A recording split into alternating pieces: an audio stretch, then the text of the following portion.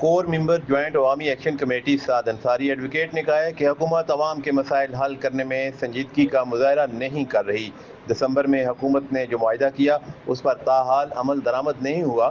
جب بھی پرامن مذاکرات کی راہ ہموار ہوئی، حکومتی نمائندے اور حکمران ہمیں راہ کا ایجنٹ کہہ کر مذاکرات کے عمل کو سبوتاژ کر دیتے ہیں۔ یہ بات انہوں نے کشمیر پریس کلب میں پرہجوم پریس کانفرنس سے خطاب کرتے ہوئے کہی۔ اس موقع پر دانش راجہ ایڈوکیٹ، نازیہ شاہ ایڈوکیٹ، محسن خلیل میر، چودھری عاصم، مرزا ساجد ایڈوکیٹ، نسرین ملک، غلام جیلانی اور دیگر بھی موجود تھے۔ انہوں نے کہا کہ وفاقی وزراء کو بھی مذاکراتی عمل سے قبل حکومت آزاد کشمیر نے اپنی بریفنگ میں گمراہ کیا۔ وفاقی وزراء سے مذاکرات بھی سب سے پہلے دسمبر کے معاہدے پر بات کی تمام چیزیں ڈسکس کرنے کے بعد چارٹر آف ڈیمانڈ پر بات شروع کرنے سے پہلے ہم نے کہا کہ آپ کی حکومت ہمیں راہ کا ایجنٹ کہتی ہے، تو وفاقی وزراء نے کہا کہ اگر آپ راہ کے ایجنٹ ہوتے تو ہم اسلام آباد سے آپ کے پاس نہ آتے۔ وفاقی وزراء سے کہا ہے کہ وہ وفاق کے جو منصوبے آزاد کشمیر میں لگے ہوئے ہیں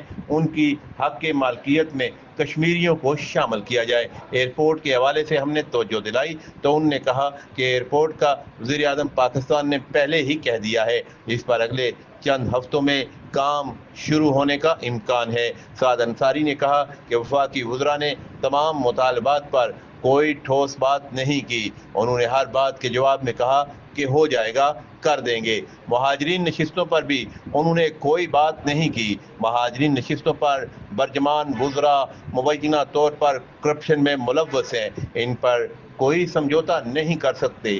جنگلات اور خوراک کی وزارتیں مہاجرین ایم ایل ایز کے پاس ہیں اور وہ اپنی مرضی سے وہاں خرابیاں کر رہے ہیں۔ انہوں نے کہا کہ حکومت سنجیدہ ہے تو ایک دن میں قانون سازی کر کے وزراء کی تعداد اور مراعات کم کی جا سکتی ہیں، لیکن حکومت خرابی چاہتی ہے اور اس کی تمام ذمہ داری حکومت پر عائد ہوگی۔ ہم پہلے بھی پرامن تھے، آئندہ بھی پرامن رہیں گے۔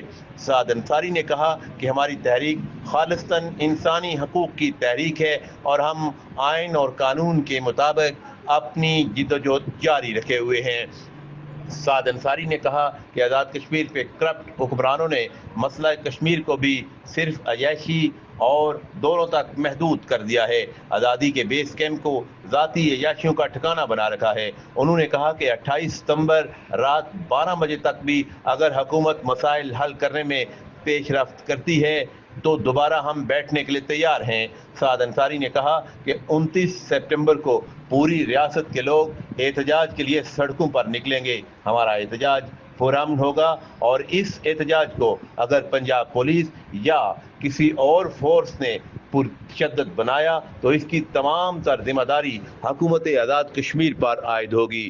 کیمرہ اور reporting team camera Asif Iqbal اور ہمایوں مرزا، چنار نیوز، میرپور، آزاد کشمیر۔ نہیں تھی اس میں بس یہی تھا کہ ہوگا، ہو جائے گا